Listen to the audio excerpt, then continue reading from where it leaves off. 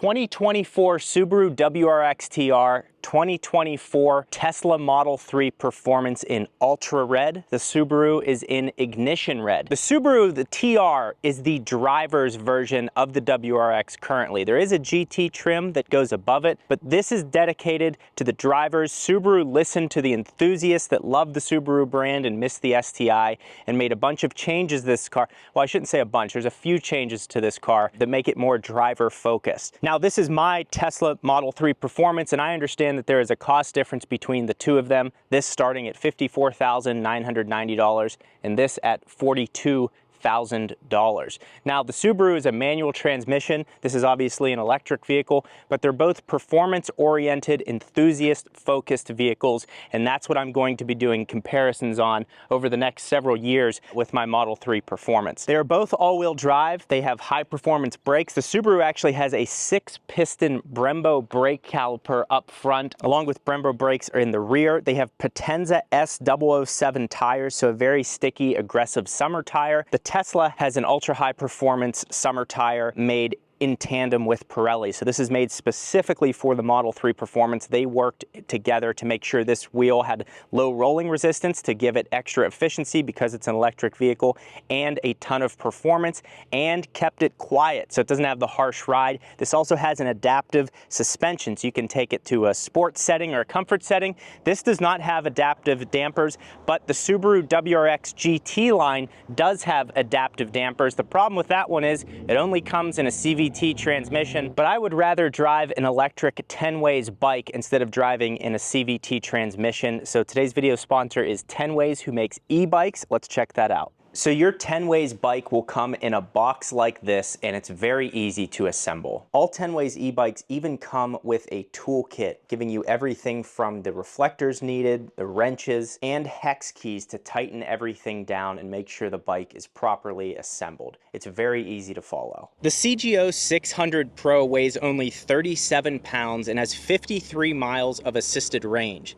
It also has a 20-mile-per-hour top speed that's assisted, but you can go well beyond that just by pedaling on pure power. It also has a 6061 aluminum frame, which lets them make something that's really strong and really lightweight, as well as CST puncture-proof tires and a single-speed drivetrain with a carbon belt. The Tektro disc brakes are also really impressive on this thing and give you a nice brake feel, and I've even noticed, because it's 100,000 degrees in Phoenix, they heat up pretty quickly, which make them even more aggressive. The color on this bike is avocado green, and it's a matte finish. They also have midnight black matte finish and sky blue matte finish, as well as pebble gray. It's also funny that the CGO 600 Pro has a headlight that reminds me of the Rivian. So this CGO 600 Pro, like I said, it's ultra lightweight. You get 53 miles of assisted range. It has really nice disc brakes on it. I also own the CGO 800S, which you will also see on their website.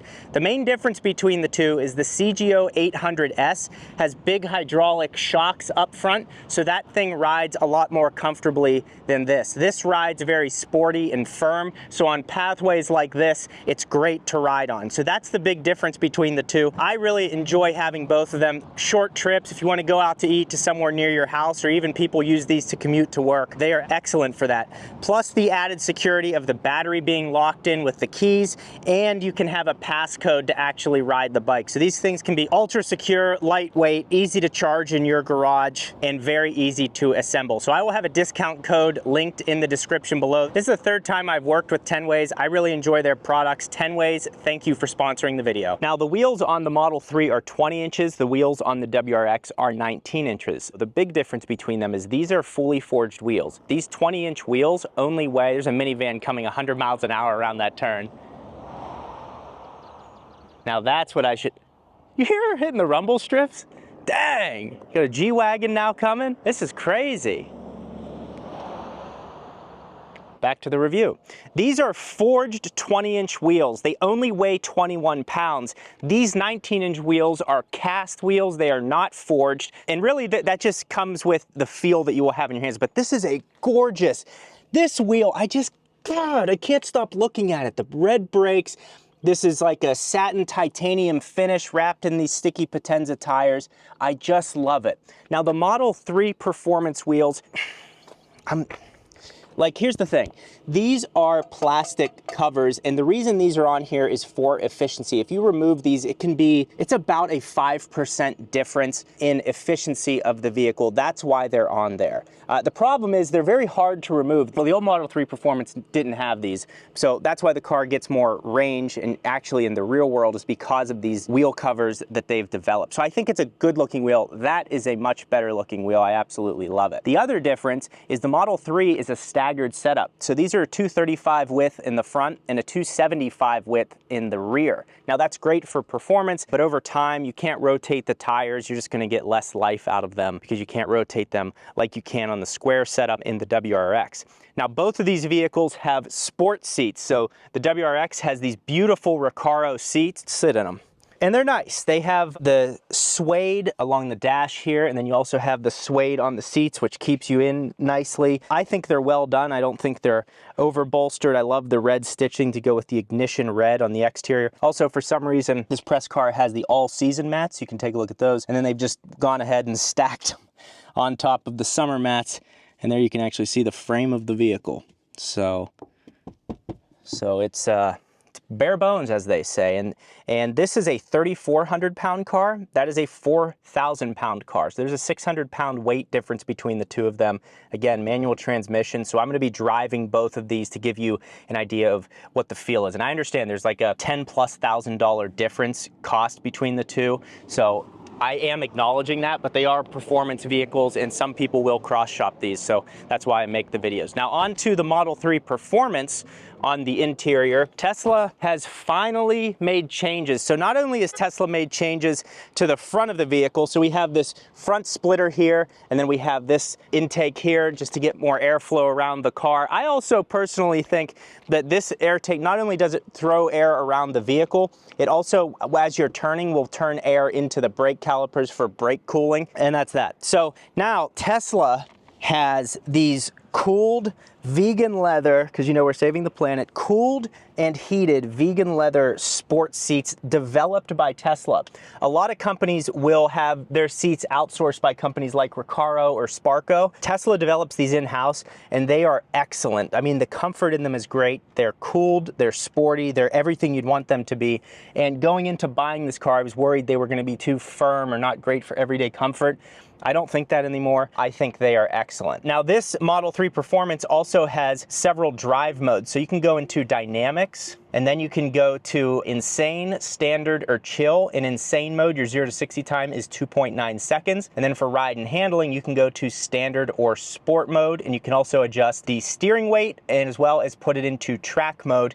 And in track mode, you can actually change the bias of the all-wheel drive system. So you can have it like 80% in the back and 20% in the front. So you can change all of that. But this has 510 horsepower. That has 271 horsepower. So now you think, okay, that's $10,000 less, but when you break down the cost per horsepower, it actually comes a lot closer. This having almost double the power and almost twice as fast to 60, that's where this car begins to look like more of a bargain. As far as sound systems goes, this has a better sound system, but the Harman Kardon system in the Subaru is actually very solid, and it's also very it's not the quietest car to ride in. What I love about the WRX and like the Evo, Mitsubishi Evo, these have the incredible visibility out of them. And a big reason for that is because of this small little pillar here in this window that you can look out of. You just feel like you're in a fishbowl. You can kind of turn everywhere and there's no real blind spots. So in terms of that, the WRX is better in terms of visibility.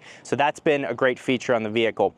Now the other part is the trunk back here. So the trunk in this has 12.5 cubic feet of space, and there's actually a little bit of space underneath here as well. And that's a big thing about Teslas, is they have that extra space in the sub trunk. So the Model 3 has 21 cubic feet of space in the rear, and it's also an automatic trunk. So you have storage on the sides, and then they get that extra space from this huge compartment down here, which is very usable, just to keep things out of sight and not sliding around wound up here. You can keep them down in that sub compartment, hit this button right here, and it all closes up. The other thing we need to talk about is rear seat room. So I will adjust this seat here, and the driver's seat is power. The passenger seat is manual. So this is about where I would sit. Again, I'm 6 feet tall. It's about right. So into the back of the car, again, economy car. It has plenty of space back here. You have USB-C and USB-A power outlets. They're not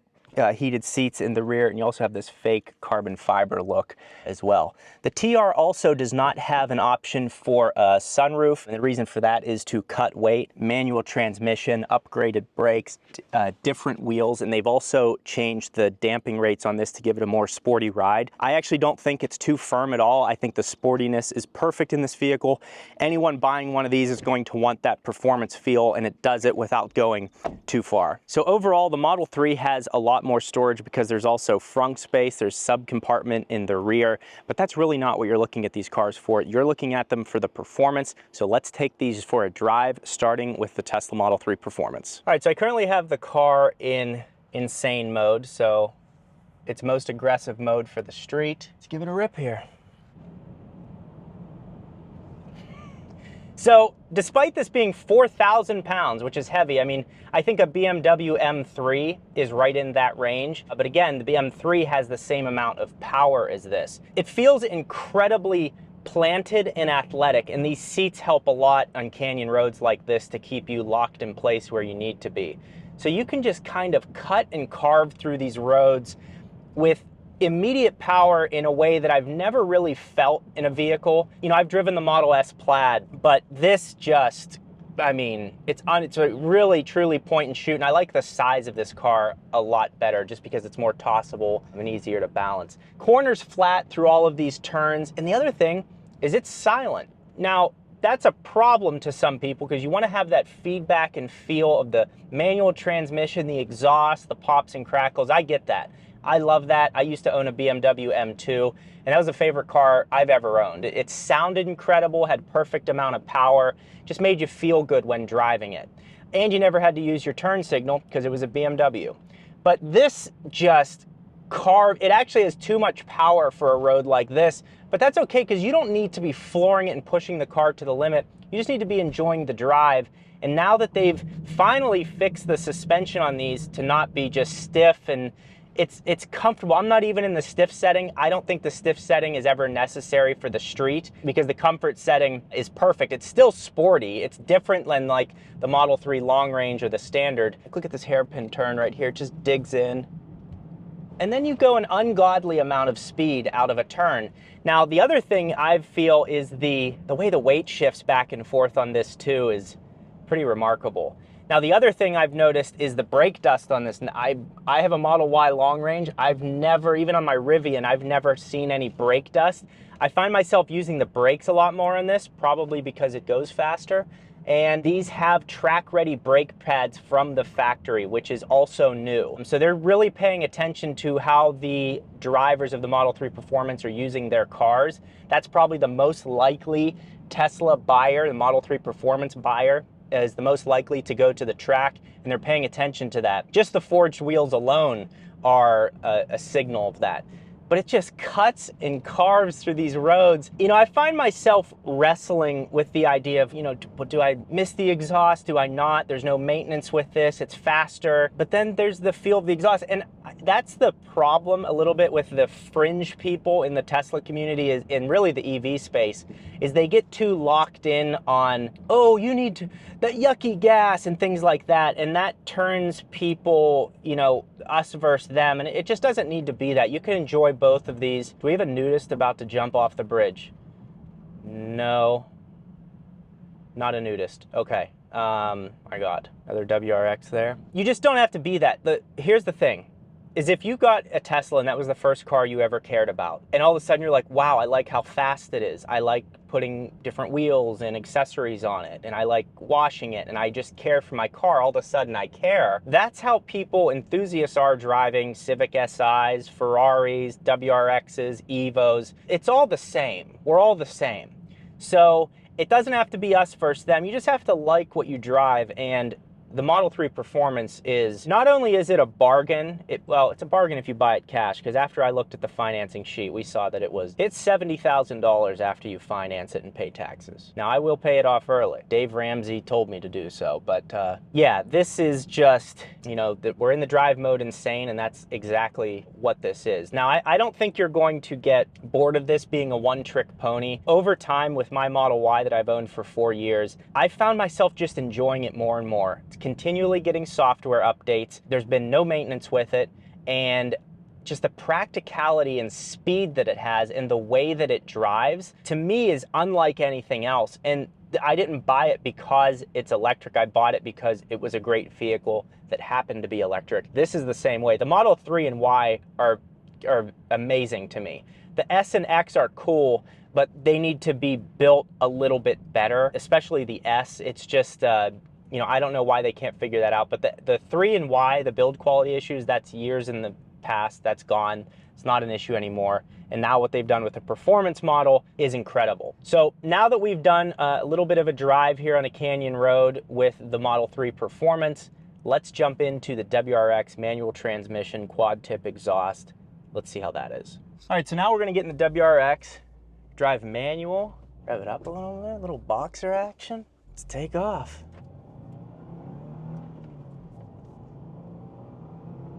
Now immediately you definitely feel that it's lighter. You feel that in your hands. And wow. The all-wheel drive, you know, I'm coming right out of that Model 3. The all-wheel drive in this thing, it's planted. Wow. I was a little nervous that the Model 3 was just gonna blow it out of the water, but these tires, the way they've changed the damping, certainly not as fast, not even close. Little pops out of the exhaust in the back. Oh my God, have they done an incredible job with this. See, that's the difference right there, that feedback, the engagement, you're involved with the vehicle. It's just not perfect every time. Like the Model 3 is perfect every time. It'll do a 10-second quarter mile right off the factory showroom floor.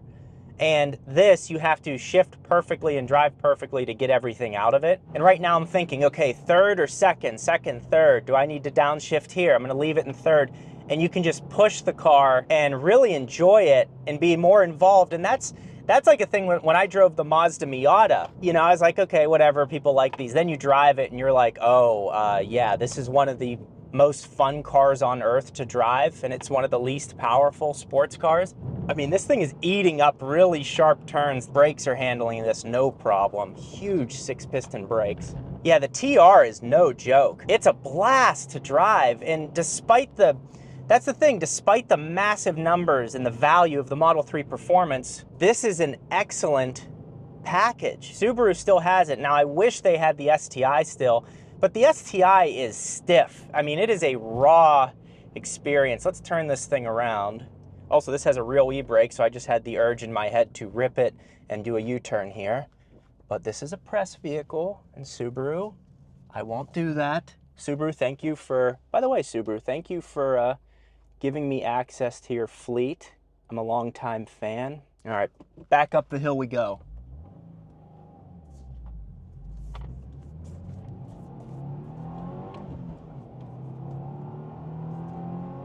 It's just fun. It doesn't have to be the fastest car ever. It just has to be fun and engaging to drive. They've done an excellent job with the wheels, suspension, and brakes. The shift feels great.